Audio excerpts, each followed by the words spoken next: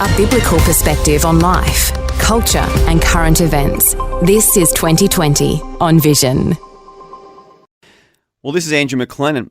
Many Australians may not realise that Australia has a rich Christian heritage. From the earliest days of the founding of the colony in New South Wales, there is evidence of God's hand and God's people being heavily involved in the architecture and the creation of this colony. We're joined today by Graham McLennan. He founded the Christian History website. He's the chairman of the National Alliance of Christian Leaders, and he's also a founding board member for Vision Christian Media. Graham, welcome. Well, welcome, sir. Graham, as I said in the introduction, many Australians know that we were once a convict settlement, but that's about as far as their historical knowledge goes. But there's an incredible Christian influence from the very earliest days of Australia, isn't there? Yeah, there is. And if you permit me to just read a little statement here about Reverend Richard Johnson, because he was on the First Fleet. And to be concise, he arrived with the First Fleet on the 20th of January, and that, of course, was in Botany Bay, 1788.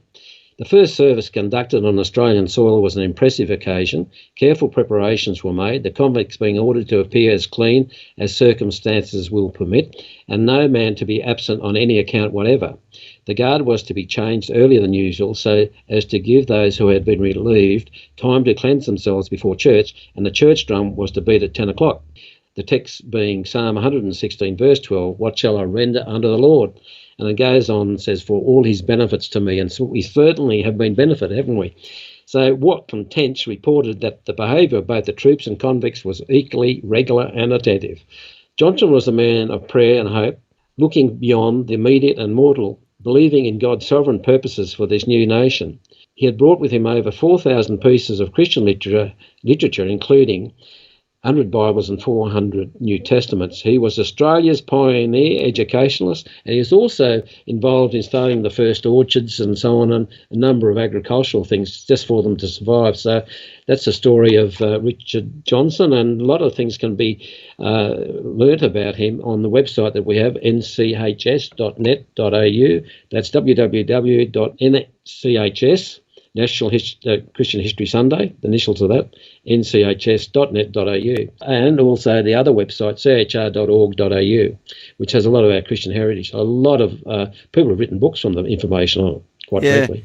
Look, it's amazing because I didn't even realise, I'm going to be honest with you, until very recently, that William Wilberforce was involved in the selection of that first chaplain, Richard Johnson. Now, for any of our listeners who don't know William Wilberforce, he was the man responsible for the abolition of slavery in the British Empire, and he was a very well-known Christian leader 200 years ago, and yet he was thinking about Australia, praying about Australia, and was instrumental, wasn't he, in the selection of Richard Johnson as our very first chaplain.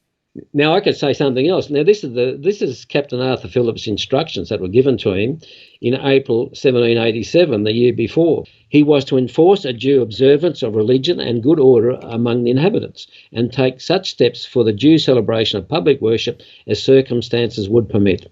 In the first draft of these instructions, he was to grant full liberty of conscience and the free exercise of all modes of religious worship not prohibited by law, providing his charges were content with a quiet and peaceable enjoyment of the same, not giving offence or scandal to government. He was to cause the laws against blasphemy, profaneness, adultery, fornication, polygamy, incest, profanation of the Lord's day, swearing and drunkenness to be rigorously executed. And he was not to admit to the office of justice of the peace any person whose ill fame or conversation might occasion scandal. And so that was just part of the instructions. That's amazing. Absolutely. But let's talk about Richard Johnson. Did he struggle or wrestle with the calling to Australia, Graham, or did he just jump at the opportunity? Well, he didn't. I'll just read a little letter that he wrote prior to coming to Australia. The feelings which I had upon receiving this letter of asking him to go to the colony, and for some time after, are easier felt than described. For several nights and days, both my sleep and appetite were in a great measure taken away. I did little else than weep and sigh, whilst I trust both my fervent prayer and fasting. I implored divine direction and to do it in an fair or so weighty moment. On the other hand, The idea of leaving my parents' relations, friends, and the respectful connections which I had formed, the dangers of the sea, the descriptions of people I was going with, the place of which we were going to the very ends of the earth, to a country wild and uncultivated, to be exposed to savages and perhaps to various wild beasts of prey, these and such like ideas so impressed my mind with fear and terror that I sometimes was greatly inclined and almost resolved to decline the offer. But then, on the other hand, when I considered the propriety, nay, the necessity of some person going out in this capacity, how the offer of the appointment was made to me, my situation at that time having no charge of my own, the hopes and prospects of being rendered useful in the reformation of these poor and abandoned people, the power and promises of God to protect me in any place of situation we're in the line of duty, I follow the leading of providence and the prospects of a glorious reward hereafter, laid up in heaven for God's faithful servants and people. These considerations overbalanced and removed all my scruples and fears and induced me to give me free consent to enter upon this hazardous expedition. And it was dangerous. I mean, it's like going to the moon for them. Absolutely, yeah. And so he was naturally speaking not really that keen to come, was he? But out of a sense of obedience and a sense of call, he came to Australia to be a blessing. And in many ways, it's a metaphor, isn't it, for the history of the church in Australia? There's always been this wrestle, hasn't there? There's just been this contention for Australia between the spiritual and the physical. Yeah, Manning Clark describes that a lot in his history of Australia, the battles going on between the Enlightenment, the Reformation, and between people like this. So, yeah, there's the theme of Manning Clark's, which my wife, Pam, she read Manning Clark's first 2 volumes that he'd published, and she said, these people are Christians, a lot of these founders are Christians. And he wrote in a pretty sarcastic way, but and he's a descendant himself of a well-known, of Marsden, actually. But anyway, that's another story. But I'd just like to read Richard Johnson's a letter he wrote on the 4th of October, 1791. I'm persuaded that I'm where God aims and intends me to be. And until I see my way more clearly than I do at present, I think it my duty to abide where I am. I have still cause to lament and complain with Isaiah 59:1-3, but I hope and trust I have not laboured wholly in vain, and I trust in time in reply of all opposition and obstacles, and he did have opposition even by one of the governors, but some of them, were, like Macquarie, were just on side. God will make bare his holy arm in the conversion and salvation of the souls of men. Our colony begins to increase greatly. Last Sunday I preached, I suppose, to not less than 600 or 800. And I have since heard that one at least went away sorrowful and heavy-hearted, and some others rejoicing in the Son of God manifest towards them. I endeavour always to adapt my discourse to the state and capacities of my people generally. My sermons are upon the awful strain, as was the case last Sunday, and the text for Proverbs 19:21, the first part of 1 Peter 4:18. But I know that this is not the only way of working conviction upon the conscience, and see it necessary and find it precious work, as I trust, to speak of the great and inestimable love of Jesus in dying for sinners and inviting them to come to him, to believe in and rest upon him for life and salvation. Now, he led several people to the Lord of being hanged just before they got hanged, or a few weeks before. And so there's some remarkable things that he did. He was a very strong person, one say, but it did affect his health.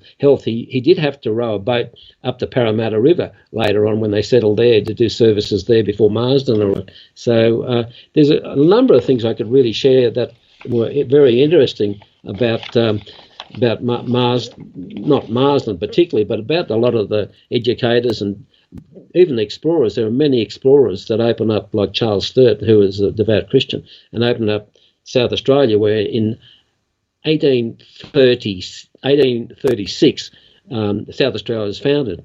And Robert Torrens, speaking in the Parliament, the House of Commons in London in 1826, said that we are the chosen people for the gospel to spread over the earth as the waters cover the sea.